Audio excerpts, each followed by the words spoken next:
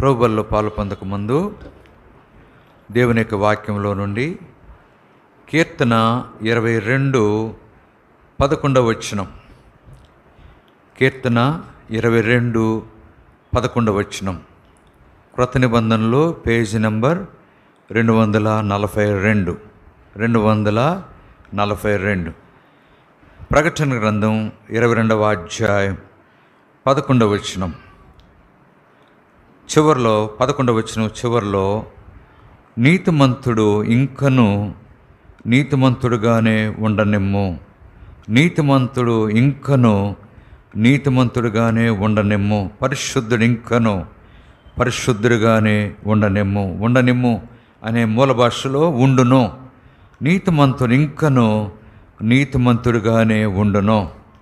తర్వాత రోమా 8వ అధ్యాయం అపొస్తలుడైన పౌలు రోమీయులకు రాసిన పత్రిక 8వ అధ్యాయం 30వ వచనం మధ్యలో ఉన్న మాట.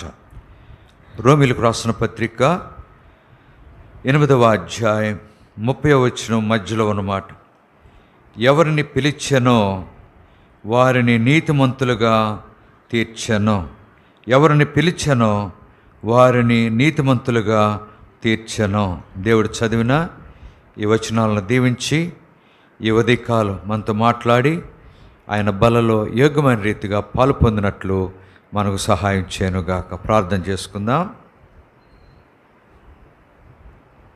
పరలోకమందున మా తండ్రి, పరిశుద్ధుడు అయిన దేవా, మీకు స్తోత్రాలు. ఇంతవరకు ఆరాధనలో మీరు సహాయపడుతూ వచ్చారు. ఇంకా కొంత సమయంలో నీ బలలో పాల్పంచుండగా నీ వాక్యం ద్వారా హెచ్చరించబడి వాక్య పెరుగులో మా జీవితాలను పరీక్షించుకొని నీ బలలో యోగ్యంగా పాలు పొందినట్లు సహాయం చేయండి. చెవిగలవాడు ఆత్మ సంగములతో చెప్పుచున్న మాట వినుగా కనసెలవిచ్చారు. వినే చెవులను, గ్రహించుకునే మనసును ప్రతి ఒక్కరికి దయచేసి మీరే మహిమ పొందవలసిందిగా ప్రార్థిస్తూ యేసుక్రీస్తు వారి పరిశుద్ధమైన నామమున మిమ్మల్ని స్తుతిస్తూ అతి వినయంతో వేడుకొనుచున్నాము తండ్రి, ఆమేన్.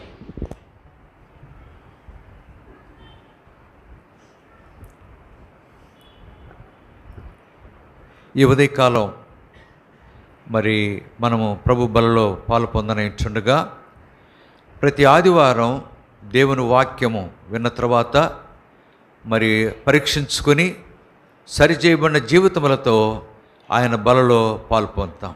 ఇది దేవుని బిడ్డలంగా దేవుడు మనకు అనుగ్రహించిన గొప్ప ఆధిక్యత అయి ఉంటుంది.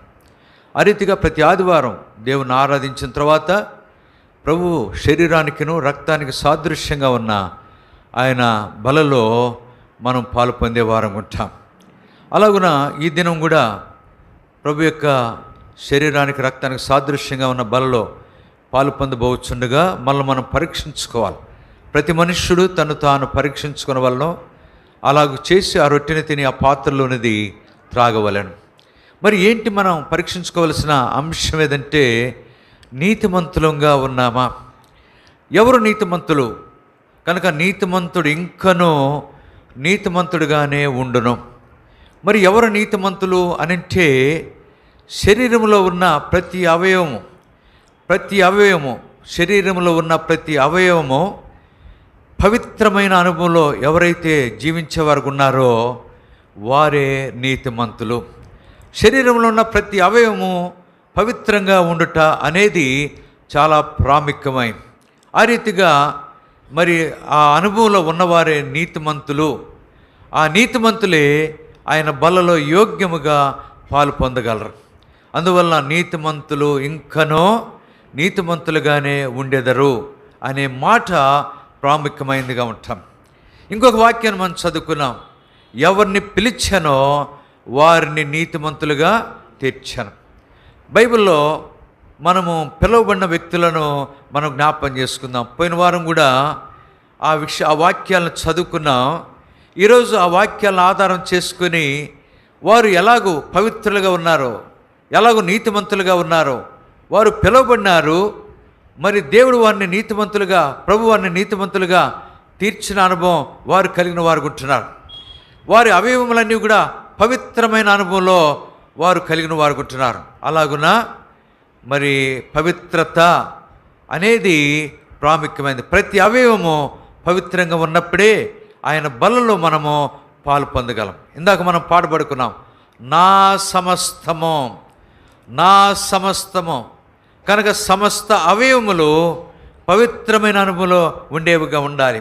ఈ అనుభవమే ప్రభు యొక్క బలలో మనం యోగ్యముగా పాలు పొందేవారినిగా సిద్ధపరిచేదిగా ఉంటాం.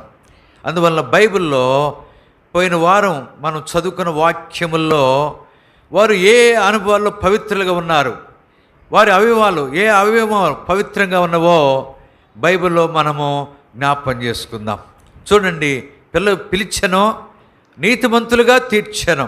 ఆదికాండం 22వ అధ్యాయం, ఆదికాండం 22వ అధ్యాయం 11వ వచనం, 16 పాత నిబంధనలో పేజ్ నంబర్ 16, ఆదికాండం 22వ అధ్యాయం 11వ వచనం.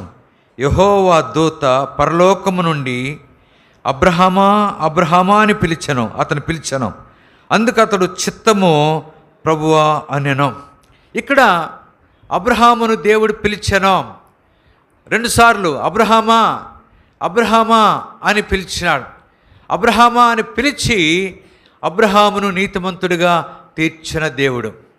అబ్రహాము నీతిమంతుడు అనే దానికి రుజువు ఏదంటే ఆయనలో ఒక అవయవము పవిత్రమైందిగా ఉంటుంది. ఏ అవయవము పవిత్రమైందిగా ఉన్నది అనంటే దేవుడు చెప్పాడు, నీకు ఒక్కడే ఉన్న నీ కుమారుని మోరియా పర్వతాల్లో ఒక పర్వతం మీద తీసుకెళ్ళి దహనబలిగా అర్పించు అని చెప్పి దేవుడు అబ్రహాముతో సెలవిచ్చాడు. అబ్రహాముతో సెలవిచ్చిన మాట ప్రకారం అబ్రహాము దేవుని యొక్క మాటకు ఏమాత్రం కూడా ఎదురు చెప్పకుండా సంపూర్ణమైన విధేయత చూపిన వాడై తన కుమారుడైన ఇస్సాకును బలిగా అర్పించడానికి మోరియా పర్వతాల్లో ఒక పర్వతానికి తీసుకువెళ్తున్నాడు. వెళుతున్నప్పుడు ఇస్సాకు ఒక ప్రశ్న అడిగాడు. ఏమని అడిగినాడంటే, నాయన, దహన బలికి బలి అర్పించడానికి కట్టెలున్నాయి, కత్తి ఉంది, నిప్పున్నది, అయితే దహన బలికి గొర్రెపిల్ల ఏది, గొర్రెపిల్ల ఏది అని ఇస్సాకు అబ్రహామును అడిగినప్పుడు అబ్రహాము ఇస్సాకు ఒక మాట అన్నాడు, దేవుడే దహన బలికి గొర్రెపిల్లను చూచుకొను. అందువలన అబ్రహాం ఆ చోటికి ఏమని పేరు పెట్టాడు, దేవుడు చూసుకున్నాడు. ఏమని పేరు పెట్టాడంటే యెహోవా ఈరే అనే పేరు అబ్రహాము ఆ స్థలానికి పెట్టాడు. అయితే ఇప్పుడు అబ్రహాము తన కుమారుడైన ఇస్సాకును బలిగా అర్పించడానికి ఆయన సంసిద్ధుడై తన కత్తి ఎత్తి పట్టుకున్నాడు. చూడండి ఆ మాట, 10వ వచనం 22వ అధ్యాయం, ఆదికాండం 22వ అధ్యాయం 10వ వచనం. అప్పుడు అబ్రహాము తన కుమారుని వధించుటకు తన చెయ్యి చాపి కత్తి పట్టుకొని, ఒకవేళ తన కుమారుడైన ఇస్సాకును ఒకవేళ చంపి ఉంటే, ఒకవేళ కత్తితో చంపి ఉంటే అది దేని క్రింద లెక్కించబడుతుందంటే నరహత్య. అనగా తన కుమారుని తానే స్వయంగా చంపిన పరిస్థితి ఏర్పడేదిగా ఉంటాం. అది దేవునికి ఇష్టమైన కార్యం కాదు. అందువలన దేవుడు వెంటనే తన దూత, చూడండి పైన 11వ వచనంలో, యెహోవా దూత పరలోకము నుండి అబ్రహామా, అబ్రహామా అని అతను పిలిచెను. 12వ వచనం, అప్పుడు ఆయన ఆ చిన్నవాని మీద చెయ్యి వేయకమో, అతన్నేమి చేయకమో, నీకు ఒక్కడైనా నీ కుమారుని నాకు తీలేదు గనుక నీవు దేవునికి భయపడివాడు అని ఇందువల్ల నాకు కనబడుతుంది. తర్వాత అబ్రహాము కనులెత్తి చూడగా పొదలో కొమ్ములు తగులుకొని ఉన్న ఒక పొట్టేలు వెనక తట్టున కనబడెను.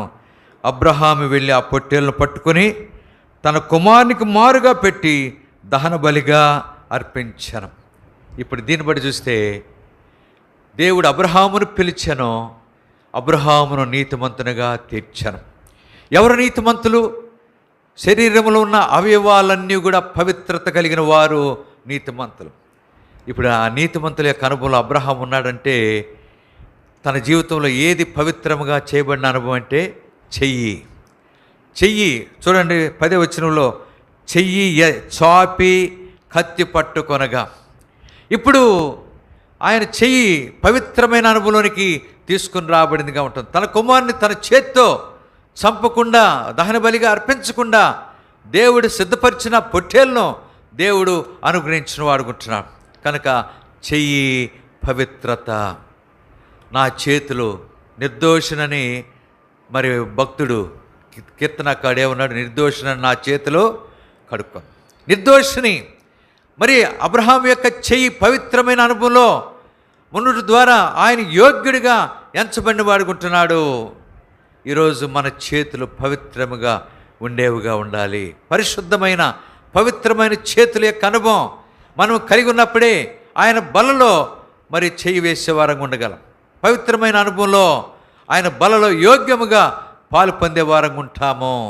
కనుక ఇది మొదటి అనుభవంగా ఉంటుంది. చెయ్యి పవిత్రత అనేది అబ్రహాము యొక్క జీవితంలో మనం జ్ఞాపకం చేసుకుంటున్నాం. ఇది మొదటిది. రెండవదిగా ఏది పవిత్రత అనే అనుభవంలో ఏ వ్యక్తి ఉన్నాడో బైబిల్లో మనం చూద్దాం. ఆదికాండం 46వ అధ్యాయం 2వ వచనం. ఆదికాండం 46వ అధ్యాయం 2వ వచనం. అప్పుడు రాత్రి, పాత నిబంధనలో 40, పేజ్ నంబర్ 40. అప్పుడు రాత్రి దర్శనములయందు దేవుడు యాకోబు యాకోబు అని ఇశ్రాయేలును పిలిచెను. అందుకు అతడు చిత్తము ప్రభువా అనెను. ఇక్కడ రెండవదిగా యాకోబును మనం చదువుకుంటున్నాం. యాకోబు యొక్క జీవితం, దేవుడు ఆయన పిలిచి నీతిమంతుడిగా పరిశుద్ధునిగా తీర్చిన వాడుకుంటున్నాడు. పిలువబడిన అనుభవంలో ఆయన్ను పరిశుద్ధత నీతి యొక్క అనుభవంలోనికి దేవుడు తీసుకొచ్చాడు. అయితే మరి ఏది తన జీవితంలో పవిత్రంగా ఉన్నది? మొదటి వచనంలో ఏం చేశాడు? అప్పుడు ఇశ్రాయేలు తనకు కలిగినదంతయు తీసుకుని ప్రయాణమై బేర్షెబాకు వచ్చి తన తండ్రి అయిన ఇస్సాకు దేవునికి బలులా నర్పించాను. సరే, ఇస్సాకు బలులు అర్పించిన అనుభవంలో ఏది తన జీవితంలో పవిత్రంగా చేయబడింది అనే దాని కొరకై మనం జ్ఞాపం చేసుకుంటే, మరి యాకోబు తన సహోదరుడైన ఏశావును తన తండ్రి అయిన ఇస్సాకును మోసం చేసిన వాడుకుంటున్నాడు. దేనితో మోసం చేశాడు? మరి అన్న దగ్గర తనకున్న మరి తన దగ్గర తనకు వచ్చే జ్యేష్ఠత్వ హక్కును యాకోబు తీసుకున్నాడు. ఆ తర్వాత మరి ఏశావుతో యాకోబు మరి ఇస్సాకు ఏమన్నాడంటే, మరి నేను చావుకు ముందు నిన్ను ఆస్వాదించడానికి నా కొరకై సిద్ధపరిచిన మరి వాటిని నేను తిని నిన్ను ఆశీర్వదిస్తానన్నాడు. అందుకని ఏశావు వేటాడటానికి బయటకు వెళ్ళాడు.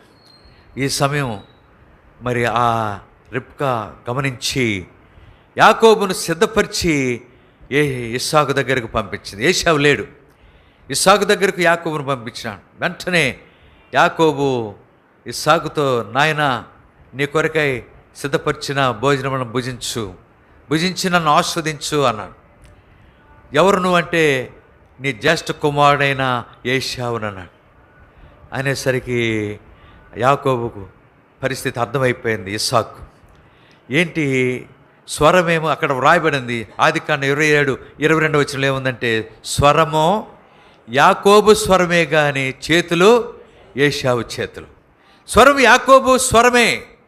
సరే, మొత్తానికి తడివి చూసినాడు. ఏశావులాగా రోమాలు ఉన్నాయి, అదంతా సిద్ధపరచుకుని వచ్చాడు. చివరికి యాకోబును ఆస్వాదించేశాడు ఇస్సాకు. దీన్ని బట్టి చూస్తే యాకోబు అబద్ధమాడినాడు. మరి ఏశావు అన్నట్లుగా ఇస్సాకుతో తను తాను బయలుపరుచుకున్నాడు. అలాగన మోసం చేసి ఏశావుకు రావాల్సిన ఆశీర్వాదాలు యాకోబు పొందిన. అది దేవుని చిత్తం అనుకోండి, అది జరగాల్సి ఉంది, అట్లా జరిగిపోయింది. అయితే ఇప్పుడు మరి ఏది పవిత్రత అనే అనుభవానికి తీసుకురాబడిందంటే, యాకోబు యొక్క నోరు పవిత్రత అనే అనుభవానికి తీసుకురాబడింది. కాబట్టి యాకోబు యొక్క చివరి దినాల్లో యాకోబు ఉంటున్నాడు. అప్పుడు నోటిని పవిత్రపరిచిన అనుభవం అక్కడ రాయబడిన మాట చూడండి. బలులను అర్పించిన ఇస్సాకు దేవునికి బలు అర్పించాను. బలు అర్పించాడంటే అక్కడ ఏమున్నదంటే బలిపీఠం ఉన్నది. యెషయా గ్రంథం 6వ అధ్యాయంలో యెషయా ఏమన్నా కేకలు పెడుతున్నాడు? అయ్యో, నేను అపవిత్రమైన పెదవులు గలవాడిన, అపవిత్రమైన జనుల మధ్య నేను నివసిస్తున్నాను. చివరికి కారుతో తీసిన బలిపీఠం మీద నుండి తీసిన నిప్పును యెషయా పెదవులకు తగిలించగానే యెషయా యొక్క పెదవులు పవిత్రమాయను. కనుక ఇక్కడ కూడా యాకోబు బలిపీఠం మీద ఉన్న అనుభవం యాకోబు యొక్క నోరు పవిత్రపరచబడటానికి అది కారణమైందిగా ఉంటుంది. కనుక మొదట అబ్రహాం యొక్క అనుభవంలో ఏది పవిత్రమయ్యనో చెయ్యి, యాకోబు యొక్క జీవితంలో ఏది పవిత్రమయ్యనో నోరు. కనుక నోరు పవిత్రమైన అనుభవంలో ఎల్లప్పుడూ ఉండేదిగా ఉండాలి. వ్యర్థమైన మాటలు, బూతులు, సరసోక్తులు ఇలాగన్నీ వాటిని మరి మాట్లాడటం ద్వారా అపవిత్రత కలిగేదిగా ఉంటాం. అలాగున రెండవది యాకోబు యొక్క నోరు పవిత్రత అనే అనుభవంలోనికి తీసుకురాబడిందిగా ఉంటుంది. ఈరోజు మనం కూడా ప్రభు యొక్క బలలో యోగ్యంగా పాల్పొందాలంటే యాకోబు వలె మన నోరు కూడా, మన పెదవులు పవిత్రమైన అనుభవంలో ఉండేవిగా ఉండాలి. నీతిమంతుడు ఇంకనూ నీతిమంతుడిగానే ఉండను. పవిత్రమైన అనుభవంలో పవిత్రమైన చెయ్యి, పవిత్రమైన చేతులు, పవిత్రమైన నోరు అనే అనుభవంలో ఉండడం ద్వారా మనం యోగ్యముగా ఆయన బలలో పాల్పొందగలం. ఇది రెండవ అనుభవంగా ఉంటాం. మూడవదిగా నిర్గమాకాండం 3వ అధ్యాయం, నిర్గమాకాండం 3వ అధ్యాయం 4వ వచనం. నిర్గమాకాండం 3వ అధ్యాయం 4వ వచనం. పాత నిబంధనలో 46, పేజ్ నంబర్ 46. దానిని చూచుటకు మోషే ఆ తట్టు వచ్చుట యెహోవా చూచెను. దేవుడు ఆ పొద నడుమ నుండి మోషే మోషే అని అతను పిలిచెను. అందుకు అతడు చిత్తము ప్రభువా అనెను. ఇక్కడ మూడవదిగా దేవుని చేత పిలువబడి నీతిమంతుడిగా తీర్చబడిన వ్యక్తి ఎవరంటే మోషే. కనుక పిలిచెను, నీతిమంతునిగా తీర్చెను. నీతిమంతుడు పవిత్రత అనే అనుభవంలో ఉండేవాడుకుంటున్నాడు. మోషే జీవితంలో ఏది పవిత్రమైన అనుభవానికి తీసుకురాబడింది అని అంటే చెప్తారా? పాదములు. చూడండి 5వ వచనం. అందుకు ఆయన, దగ్గరకు రావద్దు, నీ పాదముల నుండి నీ చెప్పులు విడువము, నీవు నిలిచి ఉన్న స్థలము పరిశుద్ధ ప్రదేశం. నీవు నిలిచి ఉన్న స్థలము పరిశుద్ధ ప్రదేశము. నీ పాదముల నుండి నీ చెప్పులు విడువము, దగ్గరకు రావద్దు. ఎప్పుడైతే చెప్పులు విడిచాడో, విడిచిపెట్టిన అనుభవంలో పవిత్రత, పరిశుద్ధత అనే అనుభవం మోషే కలిగిన వాడుకుంటున్నాడు. ప్రియ సహోదరుడా, సహోదరి, మన పాదములు పవిత్రమైనగా ఉండాలి. పూర్వం నడవరాని స్థలాలకు నడిచిన పాదములు దేవునికి మహిమ లేకుండా కార్యములు చేయటానికి మన పాదములతో నడిచిన అనేక స్థలాలకు వెళ్ళిన పాదములు అపవిత్రమైన పాదములుగా మన పాదములు ఉంటూ వచ్చినాయి. అయితే ప్రభు అయిన యేసుక్రీస్తు వారిని మన సొంత రక్షకునిగా అంగీకరించిన తర్వాత ఆయన మనల్ని శుద్ధీకరించిన అనుభవంలో మన శరీరం అంతా, దేహమంతా పవిత్రత కనుభవంలోనికి తీసుకురాబడి ఈరోజు పవిత్రమైన పాదముల యొక్క అనుభవం మనం కలిగి ఉంటున్నామా? అలాగున దేవుని స్థలాలకు, దేవుని మందిరానికి, దేవుని కార్యాలకు నడిచే పాదములుగా మన పాదములు ఉండినప్పుడే మనం యోగ్యమైన రీతిలో ఆయన బలలో పాల్పొందగలం. అలాగున మన పాదములు పవిత్రమైన అనుభవం ఉంటున్నామా? దేవుని కార్యముల కొరకు, దేవుని మందిరానికి ఎల్లప్పుడూ నడిచే పాదములుగా మన పాదములు కలిగి ఉంటున్నామా? అలాగున యేసు ప్రభువారు ఈ లోకంలో ఉన్నప్పుడు ఆయన పాదములు పవిత్రముగా ఉంటూ వచ్చినాయి. అలాగే మోషే పాదములు పవిత్రమైన అనుభవంలోనికి అవి తీసుకొని రాబడినవిగా ఉంటున్నవి. కనుక నీతిమంతుడు ఇంకనో నీతిమంతుడు, ఎవరిని పిలిచానో వారిని నీతిమంతులుగా తీర్చాను. మొదట అబ్రహాం యొక్క అనుభవంలో పవిత్రత, చెయ్యి పవిత్రత, చేతులు పవిత్రత. రెండవది యాకోబు యొక్క జీవితంలో నోరు పవిత్రత అనే అనుభవంలో ఉన్నది. మూడవదిగా మోషే యొక్క అనుభవంలో ఆయన పాదములు పవిత్రత అనే అనుభవంలో ఉంటూ వచ్చినాయి. అలాగే మన జీవితంలో కూడా పవిత్రత అనే అనుభవంలో కొనసాగవలసిన వారు ఉంటాం. నాలుగవదిగా 1 సమూయేలు 3వ అధ్యాయం 10వ వచనం. 1 సమూయేలు 3వ అధ్యాయం 10వ వచనం. 1 సమూయేలు 3వ అధ్యాయం 10వ వచనం. పాత నిబంధనలో పేజ్ నంబర్ 225. 225. 1 సమూయేలు 3:10. తరువాత యెహోవా ప్రత్యక్షమై నిలిచి ఆ రీతిగా సమూయేలు సమూయేలు అని పిలువగా, సమూయేలు నీ దాసుడు ఆలకించుచున్నాడు, ఆజ్ఞ ఇమ్మనెను. అంతకుముందు దేవుడు సమూయేలును పిలిచాడు. పై వచనాల్లో పిలిస్తే సమూయేలు దేవుడు తనను పిలుస్తున్నాడనే విషయం తనకు అర్థం కాల. ఎవరు పిలుస్తున్నాడు అనుకున్నాడంటే ఏలి పిలుస్తున్నాడు అనుకున్నాడు. అందువల్ల 3 సార్లు ఏలి దగ్గరకు ఆయన వెళుతూ వచ్చాడు. ఏలి దగ్గరికి వెళ్ళినప్పుడు చివరికి ఏలి గమనించినాడు. ఏమని?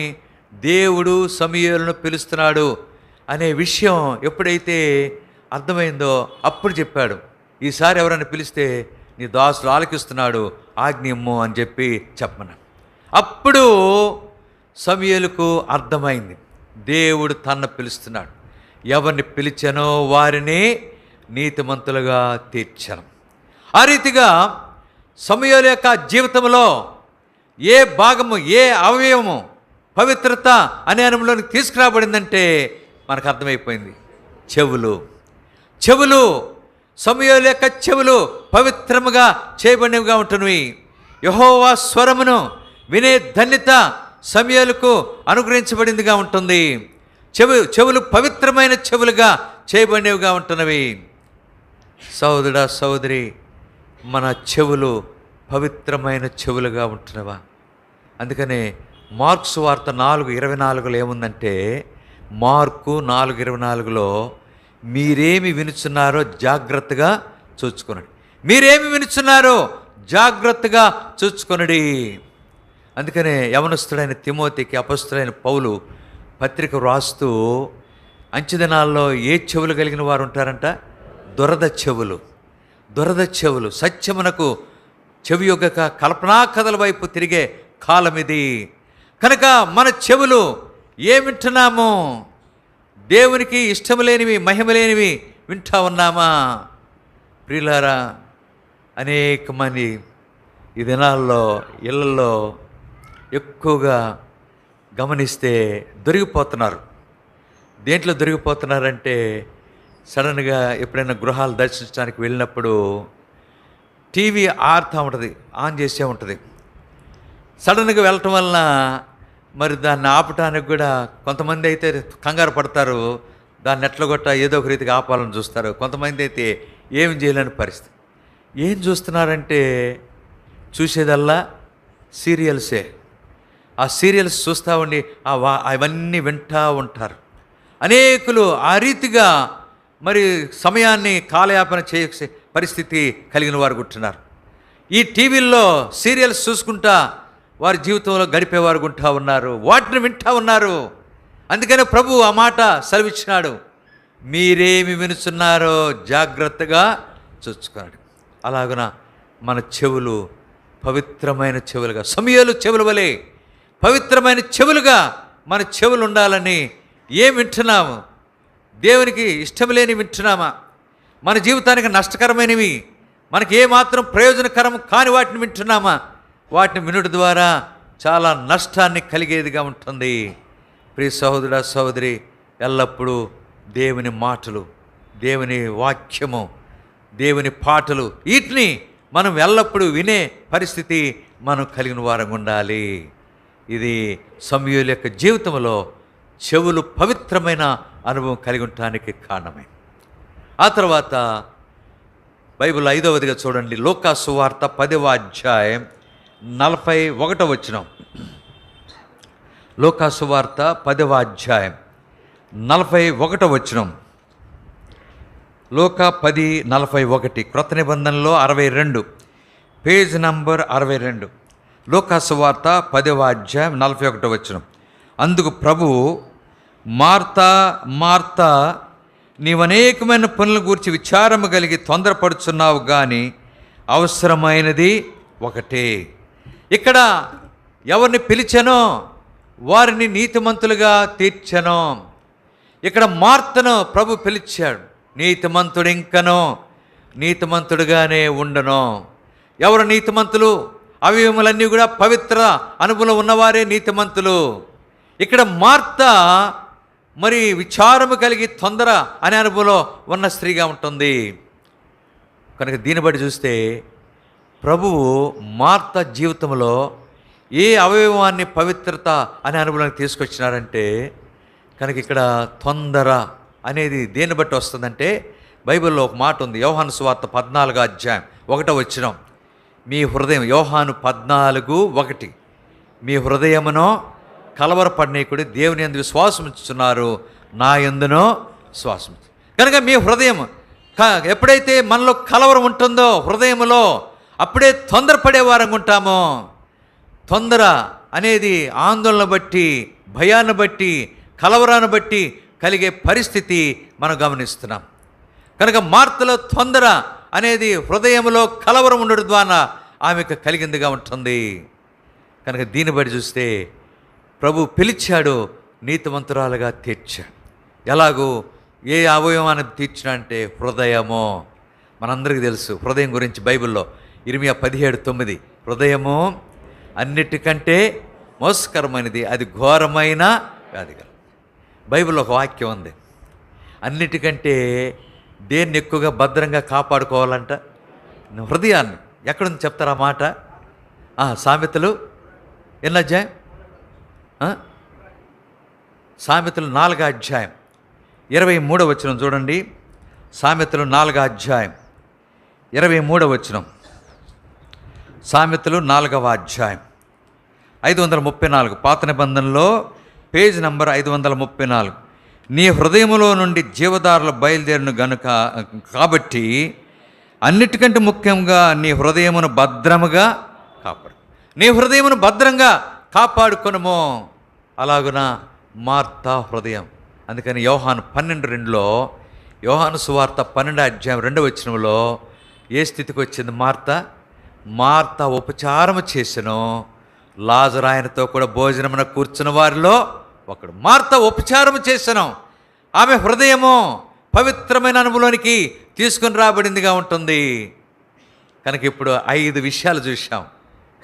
పవిత్రత అనే అనుభవంలో ఉన్న 5 అనుభవాలు. మొదటి వ్యక్తి అబ్రహాము, ఏది పవిత్రమైంది? చేతులు. రెండవ వ్యక్తి యాకోబును చూసాం, ఏది పవిత్రమో? నోరు పవిత్రం. మూడవది మోషేను చూసాం, ఏది పవిత్రమో? పాదములు.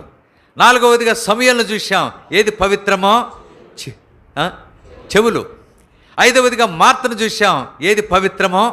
హృదయము. అలాగున అన్ని అవయవాలు పవిత్రమా అనే అనుభవానికి తీసుకురాబడాలి. ఆరవదిగా చూడండి, లూకాసు వార్త 22వ అధ్యాయం. లూకాసు వార్త 22వ అధ్యాయం. లూకాసు వార్త 22వ అధ్యాయం 31వ వచనం. 31వ వచనం. క్రొత్త నిబంధనలో 75, పేజీ నెంబర్ 75. లూకాసు వార్త 22వ అధ్యాయం 31వ వచనం. సీమోను, సీమోను, ఇదిగో సాతాను మిమ్మను పట్టి గోధుమల వల్లే జల్లించుటకు మిమ్మను కోరికొనెను. ఇక్కడ సీమోను, పేతురును పిలిచినాడు ప్రభు. సీమోను, సీమోను, ఎవరిని పిలిచెనో వారిని నీతిమంతులుగా తీర్చెను. ప్రభు సీమోను పిలిచి సీమోను నీతిమంతుడిగా తీర్చిన అనుభవం ఆయన సీమోను పేతురు కలిగిన వాడుకుంటున్నాడు.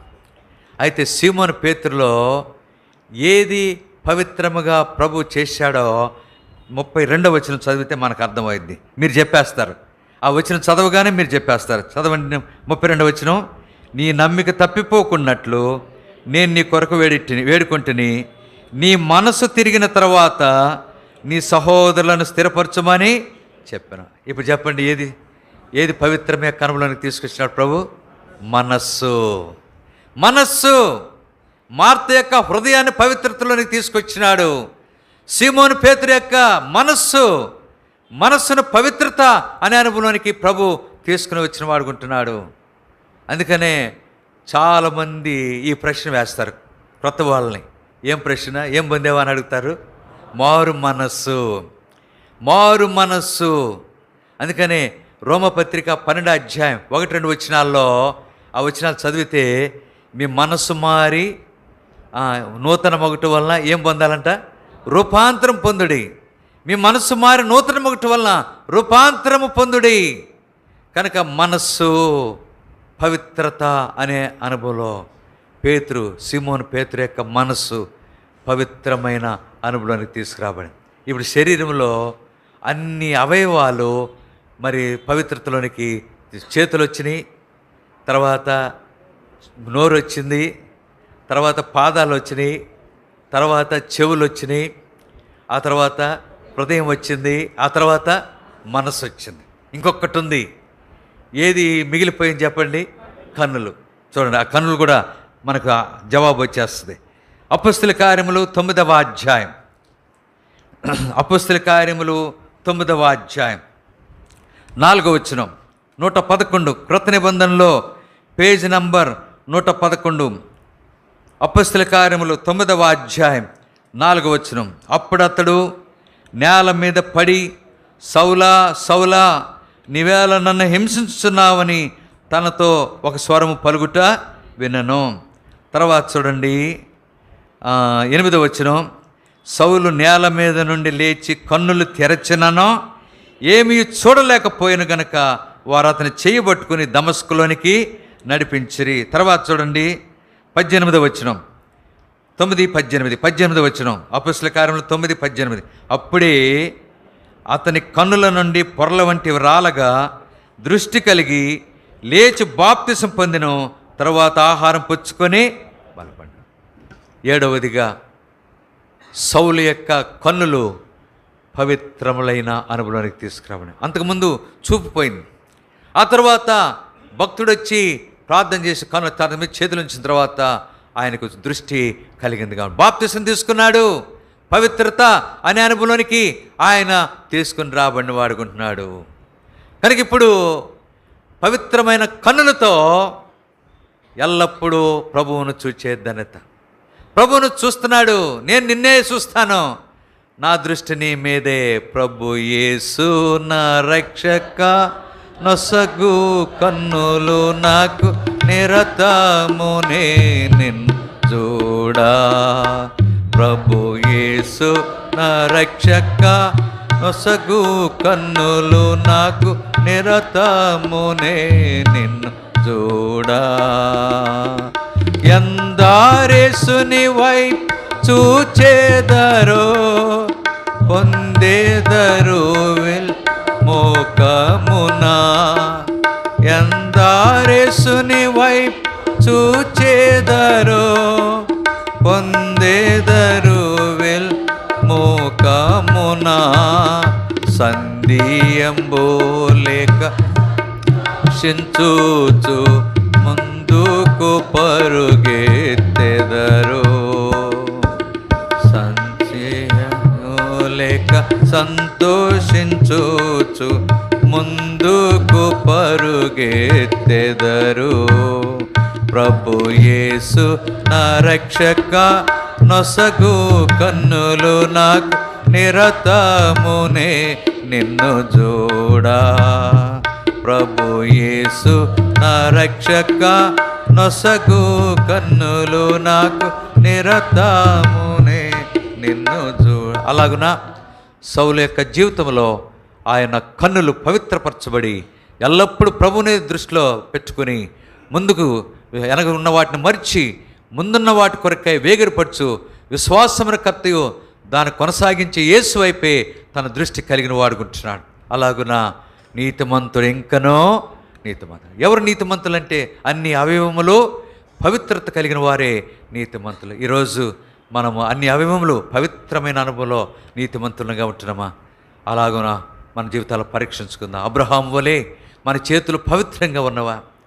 అలాగే యాకోబు వలె మన నోరు పవిత్రంగా ఉన్నదా? మోషే వలె మన పాదములు పవిత్రంగా ఉన్నవా? సమూయేలు వలె మన చెవులు పవిత్రంగా ఉన్నవా? మార్త వలె మన హృదయం పవిత్రంగా ఉన్నదా? అలాగే సీమోను పేతురు వలె మన మనస్సు పవిత్రంగా ఉన్నదా? అలాగే సౌలు వలె పౌలుగా మార్చబడిన పౌలు యొక్క కన్నులు పవిత్రంగా ఉన్నాయి. ఆ పవిత్రత మనం కలిగి ఉంటున్నామా? 7 అవయవములు మన జీవితంలో పవిత్రంగా ఉన్నప్పుడే ఆయన బలలో యోగ్యముగా పాలు పొందగలరు. వారే యోగ్యమైన రీతిలో ఆయన బలలో పాలు పొందేవారు ఉంటారు. ఒక్క నిమిషం మోకాళ్ళ మీద ఉండి మన జీవితాలను పరీక్షించుకుందాం. ప్రతి మనుషుడు తను తాను పరీక్షించుకునే వాళ్ళం. అలాగూ చేసి ఆ రొట్టెని తిని ఆ పాత్రలోనిది త్రాగవలను. ఆ రీతిగా మన జీవితంలో ఒక్క నిమిషం మోకాళ్ళ మీద ఉండి పరీక్షించుకుందాం. పవిత్రత, నీతిమంతుడిగానే ఉండను.